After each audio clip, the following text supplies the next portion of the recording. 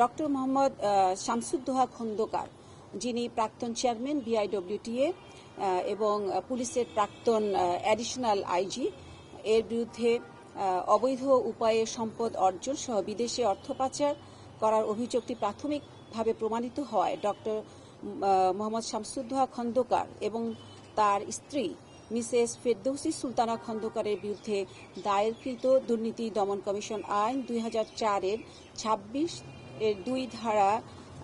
অনুযায়ী মামলা নম্বর 16/2019-এ একটি মামলা দাখিল করা হয় এবং সেই মামলার তদন্ত শেষে ডক্টর মোহাম্মদ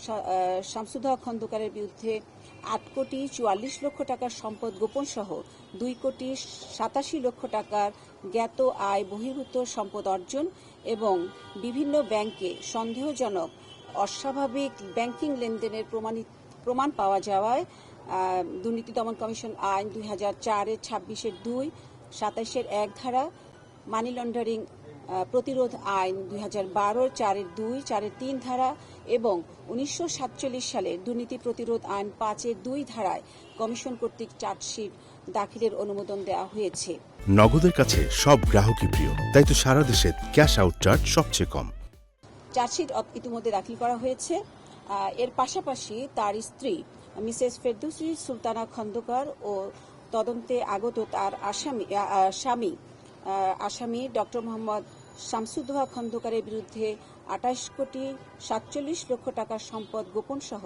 27,48,00,000 টাকার জ্ঞাত আয় বহির্ভূত সম্পদ অর্জন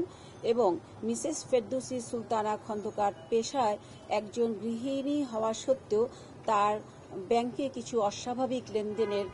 তথ্য পাওয়া গেছে। সেজন্য দুর্নীতি দমন কমিশন আইন 2004, মানি লন্ডারিং প্রতিরোধ আইন 2012-র সংশ্লিষ্ট ধারা অনুযায়ী তাদের বিরুদ্ধে চার্জশিট দাখিলের অনুমোদন দেওয়া হয়েছে এবং এই দুটো মামলায় প্রথম যেটি বললাম সেটি হচ্ছে মামলা নম্বর 16 এবং দ্বিতীয়টি হচ্ছে মামলা নম্বর 17। চার্জশিট ইতিমধ্যে দাখিল করা হয়ে গেছে এবং এই দুটো মামলায় আমাদের সমন্বিত জেলা কার্যালয় ঢাকার